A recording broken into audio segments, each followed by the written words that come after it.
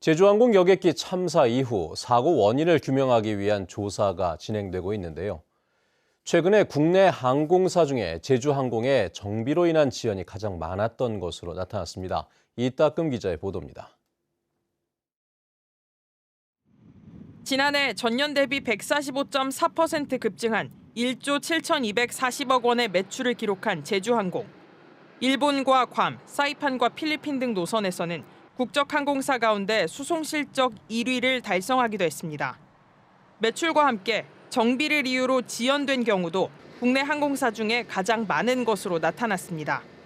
국토부에 따르면 지난해 상반기 제주항공에서 운항한 52,800여 편 중 536편이 정비를 이유로 지연됐습니다. 전체 운항 편수가 더 많았던 대한항공의 422편보다 많았고 같은 저가 항공사들에 비해서도 2배 가까이 많았습니다.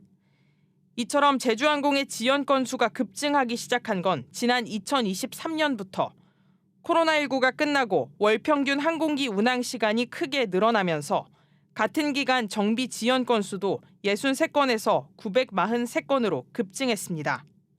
운항 시간이 늘어난 만큼 항공기 피로도가 높아져 정비가 필요한 경우가 많아졌다는 분석이 나옵니다.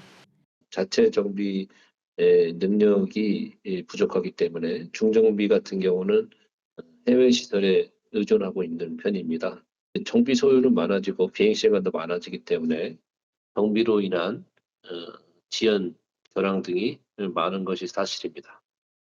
국토교통부는 제주항공으로부터 정비 이력을 제출받고 이번 참사와 연관성을 조사 중입니다. MBC 뉴스 이따금입니다. 제주항공 여객기 참사 희생자 179명의 유해가 모두 수습된 가운데 제주도민 희생자들도 참사 일주일 만에 장례 절차에 들어갔습니다. 제주도에 따르면 제주도민 희생자인 70대 부부의 유해가 유가족에게 인도됐으며 조만간 제주에서 비공개 장례 절차가 진행될 예정입니다. 제주도는 유족과 장례 절차를 협의하고 도민안전보험금과 재난지원금 등을 지원할 계획입니다. 제주항공 여객기 참사와 관련해 모욕성 게시글에 대한 경찰의 수사가 시작됐습니다. 제주경찰청 사이버범죄수사대는 경찰청에서 9건을 배당받아 수사에 들어갔다고 밝혔습니다. 이번에 배당받은 사건은 제주도민이 신고하거나 제주에서 발생한 사건은 아닌 것으로 파악됐습니다. 경찰청 국가수사본부는 제주항공 여객기 참사 희생자와 유가족을 비방하는 내용이 담긴 악성 게시물 126건에 대해 명예훼손과 모욕 등의 혐의로 수사하고 있습니다. 실효성 논란이 일고 있는 차고지 증명제에 대해 제주도가 시행 17년 만에 전면 개편안을 발표했습니다. 소형과 전기차 같은 저공해 차량은 차고지 증명 대상에서 제외하고 차고지 확보 허용 거리도 기존의 1km에서 2km로 확대됩니다. 이소영 기자의 보도입니다. 차를 세울 주차장을 확보해야 차를 살 수 있는 차고지 증명제. 전국에서 최초이자 유일하게 제주에서만 시행된 지 20년이 다 돼가지만 여전히 차고지 증명 비율은 37%에 불과합니다. 3년 전 전 차종으로 확대되면서 차량 지분 쪼개기와 다른 지방 등록 등 갖가지 편법이 등장한 상황. 차고지를 만들기 어려운 옛 주택들이 많고 빌릴 곳도 마땅치 않아 폐지 요구도 계속되고 있습니다. 그러나 용역진의 결론은 장기적인 관점에서 이점이 더 많다는 것으로 모아졌습니다. 보행을 보다 안전하고 편리할 수 있는 공간, 그리고 지역 주민들이 해당 지역의 주민들이 활용할 수 있는 공간으로 바뀔 수 있다는 것 또한 차고지 증명제의 효과로서 결국 폐지보다 제도 개선과 보완이 이뤄집니다. 경차와 1톤 이하 화물차를 포함한 소형 자동차, 저공해 차량이 차고지 증명 대상에서 제외됩니다.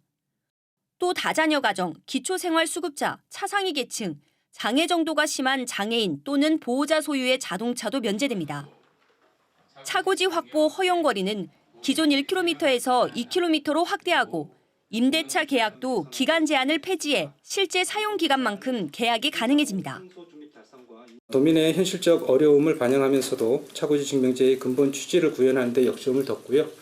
탄소 중립과 안전한 주차 환경이라는 두 가지 목표를 조화롭게 달성할 수 있도록 제도를 발전시켜 나가도록 하겠습니다. 하지만 사실상 주차장을 새로 만들 수 없는 원도심 8개 지역에 대한 대책은 이번에도 마련되지 못했습니다. 제주도는 조례 개정안을 입법 예고하고 다음 달 제주도의회에 제출할 예정인 가운데 17년 만에 전면 개편된 차고지 증명제의 실효성 논란이 사그라들지 관심이 주목됩니다. MBC 뉴스 이소연입니다.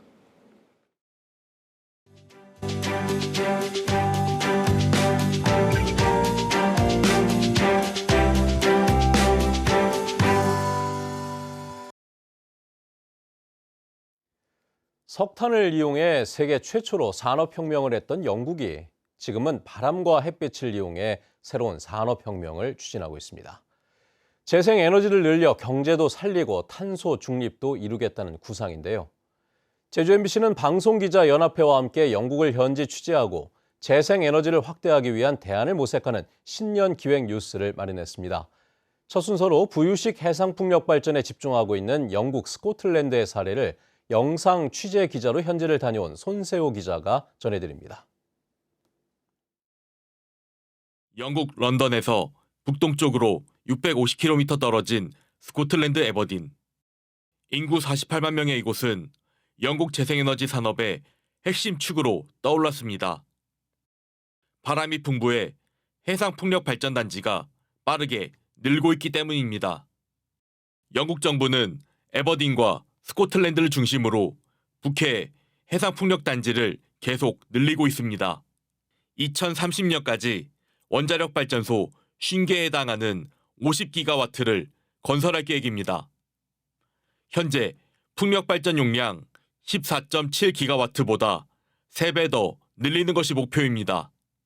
We have got about 70% of our electricity generation is from renewables already as well, but we have renewable energy which we are supplying to the rest of the UK too, so it's important for the decarbonisation and the energy security of the whole of the UK. 해상풍력 발전을 늘리기 위한 핵심 수단은 부유식 발전기. 고정식 해상풍력은 바다 밑바닥에 설치하기 때문에 수심 60m까지 가까운 바다에서만 가능합니다. 그러나 부유식은 바다 위에 뜰 수 있기 때문에 수심이 깊은 먼 바다에도 설치할 수 있습니다. 해안 경관을 해치지 않고 대규모로 설치할 수 있는 것이 장점입니다. 영국은 스코틀랜드 에버딘에 세계 최초의 상업용 부유식 해상풍력 발전기를 설치한 이후 계속 확대하고 있습니다. Fundamentally, I think that it is a domestic source of energy which we are able to make use of, and it doesn't pollute in the same way as gas and oil do. So I think that it is the long-term opportunity for the UK.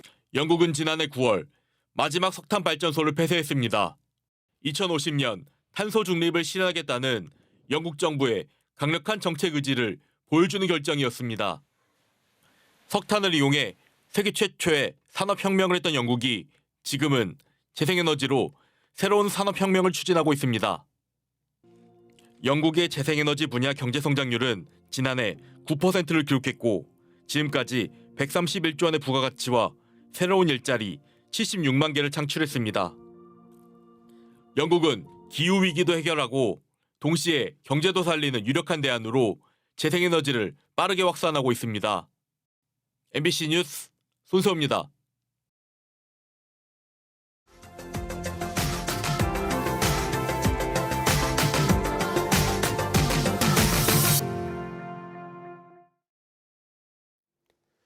전기차에서 나온 다 쓴 배터리는 아직 사용할 수는 있지만 마땅히 쓸 곳이 없어 애물단지 취급을 받아왔는데요.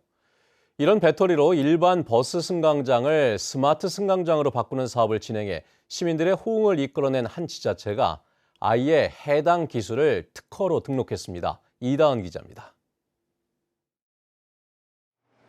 따뜻한 온열 의자부터 핸드폰 고속 충전기까지 지난 7월 첫 선을 보인 친환경 스마트 버스 승강장입니다. 단순히 버스를 기다리는 것뿐만 아니라 추위와 더위를 피해 쉬어갈 수도 있어 시민들이 편리하게 이용하고 있습니다. 더울 때는 또 시원하게 해주고 또 겨울에는 따뜻하게 해주고 너무 좋지. 추운 날에 들어와서 잠깐 있다가 가는 것도 좋고 휴대폰 충전도 급속으로 충전되기 때문에 굉장히 좋은 것 같습니다. 이 스마트 승강장을 만드는 데 들어간 돈은 4천만 원으로 다른 지자체가 쓴 비용의 절반에 불과합니다. 전기차에 사용되던 배터리를 재활용한 덕분입니다. 배터리와 연결되는 전기 설비만 추가하면 되기 때문에 철거와 재설치가 필요 없어 비용도 시간도 획기적으로 줄였습니다. 낮 시간 동안 태양광으로 생산한 전기를 저장해 사용할 수도 있어 관리 비용도 절반 가까이로 줄였습니다. 이렇게 정류장 한켠에는 전기차 사용 후 배터리를 설치해뒀는데요. 남은 전력들을 저장할 수 있습니다. 북구는 재사용이 곤란한 전기차 배터리를 효율적으로 활용해 손쉽게 스마트 승강장을 만들어낸 기술로 특허 취득까지 완료했습니다. 타 지자체에서 해당 특허를 활용한 스마트 승강장을 설치하고자 한다면 적극 기술 지원을 할 것입니다. 전기차 보급 확대로 2030년까지 쏟아져 나올 것으로 예상되는 사용 후 배터리만 10만 개. 처치 곤란이던 사용 후 배터리가 기발한 아이디어를 통해 시민들의 편의를 돕는 시설로 다시 태어나고 있습니다. MBC 뉴스 이다은입니다.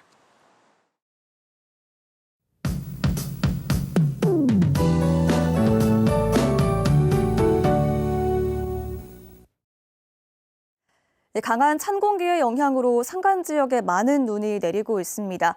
현재 제주도 산지에 대설주의보가 발효 중인데요. 한라산 모든 탐방로는 입산이 전면 통제됐고 산간도로인 천백도로도 모든 차량 운행이 통제 중입니다. 516도로 일부 구간은 소형 차량의 경우 월동장구를 갖춰야 이동이 가능한데요. 당분간 산간도로 이동은 자제하셔야겠습니다. 모레까지 많은 눈이 내리겠습니다. 산지에는 최고 30cm, 중산간에도 5에서 10cm의 폭설이 내리겠고요. 그 밖의 지역은 10에서 30mm의 비가 가끔 오는 곳도 있겠습니다. 주 후반으로 갈수록 날도 더 추워지겠습니다. 북쪽에서 한기가 더 밀려오면서 목요일에는 제주의 아침 기온이 2도까지 뚝 떨어지겠는데요. 추위가 절정에 달하면서 목요일에 해안 지역에도 눈이 내릴 가능성이 있습니다. 오늘은 제주 전 지역에서 대체로 흐리겠고 해안 지역도 비가 가끔 내리겠습니다. 남부와 남부 중산간을 제외한 저녁에 강풍주의보가 발효 중인데요. 금요일까지 찬바람이 매우 강하게 불겠습니다. 아침 현재 기온 어제보다 5도가량 뚝 떨어졌습니다. 현재 북부 지역 4도, 서부 지역 5도, 동부 지역 2도 보이고 있는데요. 체감상 영하권의 추위를 보이고 있고요. 한라산 성판악은 영하 3도까지 떨어졌습니다. 나오실 때 따뜻하게 입고 나오셔야겠습니다.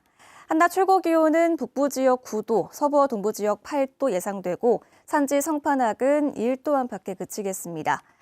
섬 지역도 비가 가끔 내리겠고요. 추자도에서는 눈이 내릴 가능성이 있습니다. 여객선 운항 정보 확인하셔야겠습니다. 제주도 남부 앞바다를 제외한 전해상에 풍랑주의보가 발효 중인데요. 오늘 바다의 물결이 최고 4m까지 매우 높게 일겠습니다. 해안가 접근은 자제하시기 바랍니다. 목요일과 금요일에는 해안 지역에도 눈이 내릴 가능성이 있고요. 일요일에도 비 또는 눈이 내릴 것으로 예상됩니다. 날씨 전해드렸습니다.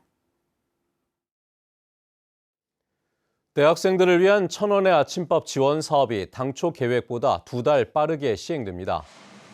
농식품부가 사업 기간을 확대함에 따라 제주대학교는 겨울 방학 중인 어제부터 1,000원의 아침밥 사업을 시작했고 제주관광대와 제주한라대는 1학기 개강과 함께 3월부터 운영할 예정입니다. 한편 지난해 도내 3개 대학에 1,000원의 아침밥을 이용한 횟수는 9만 4천여 건으로 1년 새 3배 가까이 늘었습니다. 농지에 흙을 쌓거나 깎을 경우 사전 신고 제도가 시행됩니다. 제주도는 개정된 농지법에 따라 지정 면적이 1,000제곱미터를 초과하는 농지를 대상으로 성토 높이 또는 절토 깊이가 50cm를 넘는 경우 농지 개량 사전 신고를 해야 한다고 밝혔습니다. 농지 개량 사전 신고제는 농지 보호를 강화하기 위해 시행됐는데 이를 어길 경우 원상 회복 명령 등의 행정 조치를 받게 됩니다. 지난 2023년 4.3 추념식을 앞두고 이른바 서북청년단의 집회를 방해한 혐의로 수사를 받아온 4.3 유족회 양성조 부회장과 임기환 민주노총 제주본부장에 대해 검찰이 1년 반 만에 무혐의 결정을 내렸습니다. 이에 대해 유족회와 민주노총 제주본부는 공동 입장문을 내고 이번 검찰의 처분은 당연하다며 4.3 왜곡과 폄훼 등 반인륜 범죄를 옹호하는 행위를 처벌할 수 있는 법 개정이 필요하다고 촉구했습니다. 프로축구 제주 유나이티드가 제주 SKFC로 구단 이름을 바꿨습니다. SK에너지 축구단은 연고지를 제주로 이전한 2006년부터 사용하던 제주 유나이티드에서 20년 만에 제주 SKFC로 바꾸고 이번 시즌부터 사용한다고 밝혔습니다. 구단명 변경으로 팀 엠블럼과 유니폼에도 새로운 이름이 사용됩니다. 벚꽃길로도 유명한 제주시 전농로가 보행자 우선 도로로 바뀝니다. 제주도는 민선 8기 핵심 공약인 15분 도시 제주시범지구 2차 사업으로 전농로 사람 중심도로 조성 사업을 올해 추진한다고 밝혔습니다. 이에 따라 전농로 1.07km 구간에서 자동차 속도 제한을 시속 20km로 낮추고 전농로 구간의 전선 지중화와 대각선 횡단 보도 등을 설치합니다. 사업은 내년 상반기에 마무리되며 30억 원의 예산이 투자됩니다. 지난해 4분기 대검찰청 공공수사 재심 분야 우수 사례로 제주 4.3 사건 직권 재심 합동수행단이 선정됐습니다. 대검찰청은 제주 4.3 사건 직권 재심 합동수행단이 한자로 된 77년 전 자료를 분석해 직권 재심 청구 대상자를 선정하고 95세 군법회의 생존 수용인에게 무죄가 선고되는 등 면밀한 자료 분석과 공판 수행으로 희생자 명예회복에 기여했다고 밝혔습니다. 지난해 군법회의 수용인과 일반 재판 수용인 직권 재심에서 572명이 무죄 선고를 받았습니다.